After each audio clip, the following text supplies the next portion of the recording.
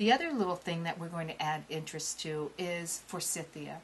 That's another springtime bush that's around not only here in the Pacific Northwest, but when I've lived back east and even in California we had them.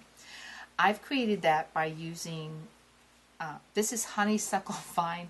Not really, it's another paper vine, but it's in the brown twine to give that illusion that the Forsythia has with the stems or the branches of the Forsythia.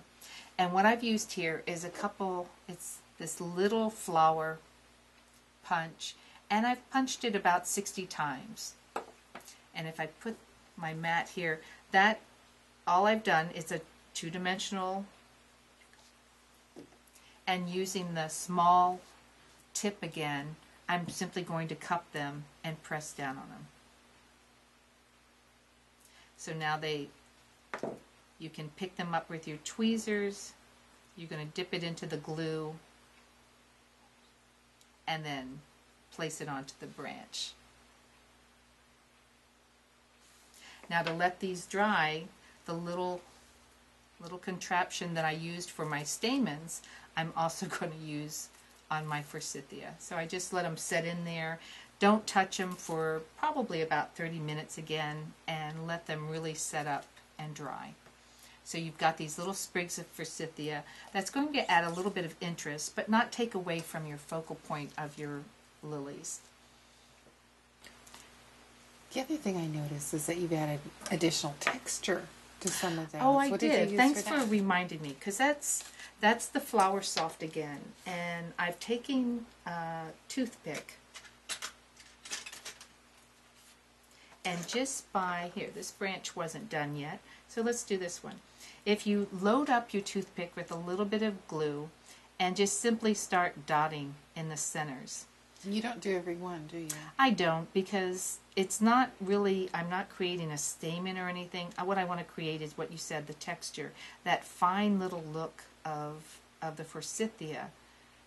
And I just, maybe every other one or a few here or there. And what I'm going to use is the yellow Flower Soft that I've placed in the plate here. And now, do you just crumble that up with your fingers to get it fine? This one's not as ultra fine as some of them that we've used, because the ones that I used for the other stamen, but it'll adhere to that, and you can just knock off what you don't use. But wherever you've got the glue, it'll stick to, and as you can see the difference, it just I'll bring it in adds. real close. Yeah, the difference. Sorry about that. You can see it does. It adds that little bit of detail. Again, I try to create my flowers to mimic nature as close as I can. So once you've got your little branches of Forsythia done, I'm going to actually add them to the center. So this one has dried, and I can even, the pliability, I can even put some shape to that by using that covered wire. That's another reason to use it, because the Forsythia does have a bend to it. And I'm just going to dip in and place it. I've created a couple of holes in the styrofoam by using my tweezer, just pressing down in it, and that gives the little opening so these will stick right into the center.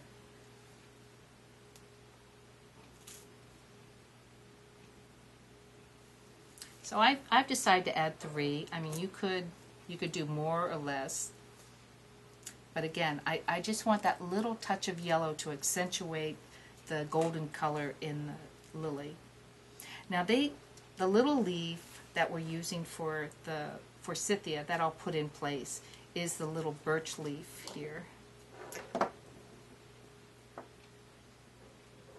And if you've noticed on your Forsythia bushes, it's that nice, pretty, bright green that we see. And I've added a little bit of detail to this by doing what's called stemming and veining. Stemming is the portion that's down the center of the leaf. And by taking your small stylus, and we'll do it on one of the, so you can see it, because these are so tiny. Let's do it on one of the lily petals. This is the leaf. On the back side, or the wrong side, draw a line And again, I've placed it on the crafter board on the wrong side. And when I turn it over, I'm going to do similar what I did to the petal, where I pinch up on it and accentuate that stem line. But I'm not, you've noticed I'm not shaping it. I don't need to soften this like I did the petal because the leaves are stiffer. Now I'm taking the large ball stylus and bringing it back to my Pergamano mat and just hitting the end by pressing it. You've put that little bend in the leaf. So you've pinched and bend in 2 little steps. So by stemming, pinching, and bending, you've got these beautiful leaves to accentuate your flowers. So we've got some already done in the Forsythia, and so if I simply dip the ends in again, and I'm going to just place them. This is where that glue also comes in handy because it's going to just adhere so nicely onto this branch of the flower. So you can see I'm filling in a little bit, and I'm doing this step first because the lilies, once they go up there, I don't want to press against them by accident and bend down on them or anything. So I go ahead and as I place a flower, I add the leaves, and that's my rule of thumb. You don't want to put all your flowers on and then try to jam your leaves in there. It just won't work. Well, this will allow time for those to dry and set too. It does, yeah. So we've added a few little leaves there, and you can go ahead and fill in as many as you want into that center to close it up.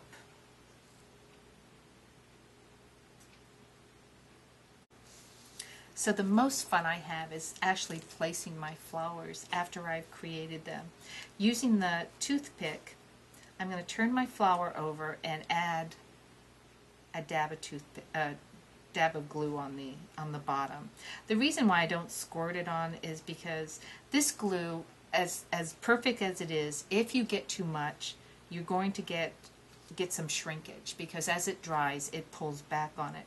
And so you got to be very careful to have the right amount. Too much and it'll pull your petals down. Now as I look at my base here, I can just go ahead and place them.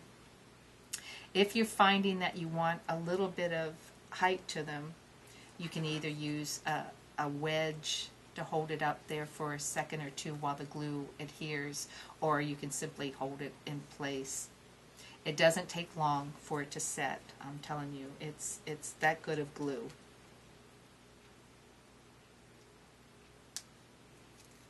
Now, this was the larger of the petals. I'm going to probably set another one around. So how many sizes of petals did you use?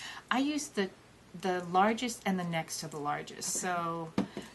And on one lily, you only use one size, correct? I do, yes. And if then you're going to make a little smaller lily, then you use the next size. I do, okay. Yeah. And the same snowflake I used on both for the stamen, because there isn't that much difference in the sizes to make you go down to the next size. This was I believe, the mega size, so. I like how that just sits up there too. It does, and that was just with that glue. So as we continue to go around, I actually made 5 flowers. I like to work in odd numbers. Anyone who works in a florist will tell you odd is what they work with. So again, you had 3 large petals and then 2 smaller petals. 3 large petal lilies and 2 smaller. Did, yeah. Okay. Again, if it doesn't set right away, just use, sometimes I keep a little package of erasers and stick under to hold something up. It doesn't take that long to set in place, but it's just that little bit of time. If we move him out of the way. So there's your flowers on there, but it's not complete without the leaves. These leaves have been colored. They again were white paper, and I used 4 colors actually. Which 4 did I used YG00, YG63. Oh, actually, and YG95. I used 3 colors. 3 colors. Yeah. So you can really see the beautiful shading that you can get, because that's what's important with creating something that's so unusual and that people will appreciate, because this does resemble something that you can buy. I mean, this looks like a pot of Easter lilies that you've bought at the florist to give to someone, and now you have a lasting bouquet that will not wilt and will not leak their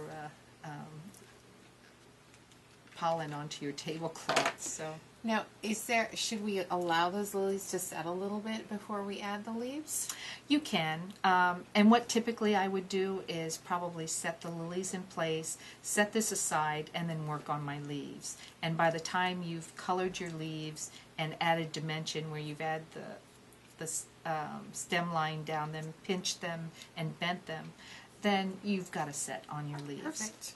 On your petals, on your flowers. So now you can see I've placed my flowers and I've started putting my leaves in. And this, you do need to use your tweezers. So you're going to hold the end and dip your stem end into glue. And what you're going to do is go ahead and place it, push until you can't feel anything, and let go of it and place it under the leaf of the, or the petal of the flower. We'll add one more there. Right in there. And that's what you do. You just pick them up, dip them, and start adding where you see an area that might need it.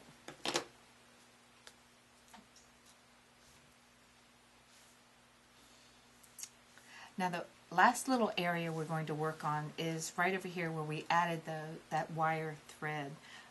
As you can see, I've added a little bit of a curly cue on the end. It finishes off your wire. I mean, you could have put a leaf there, but I'd like to add where it grips. And that's what's so good about these tweezers, because here, if you look at the up close here, if you'll pinch that, and then by just rolling on to the end there, you've created that little curling vine that we have at the end of these here. This is what I chose to add as a little accent, is this bright green color of the potato vine, and it's real popular with patio pots of flowers. And it's done with the little caladium leaf, and then we've colored it with the Copic in this nice bright green. And so all you have to do, because again the wire is fabric covered, it's going to adhere quite nicely, and I'm just going to start just dipping the ends and attaching it to the wire, and then letting go, because it'll adhere, and you can have it trailing down. And we'll do 3 little lines there of the potato vine.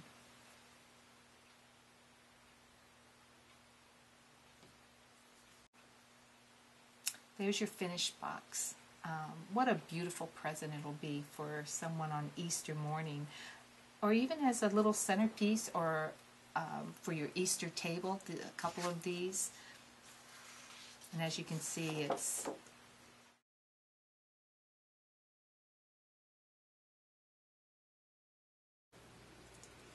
again, it has been such a privilege to have you here.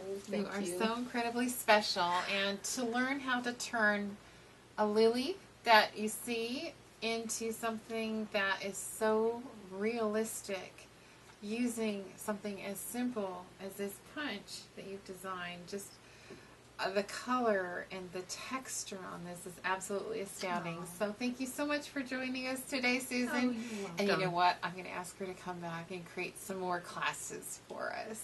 I would Susan. love to. Thank you.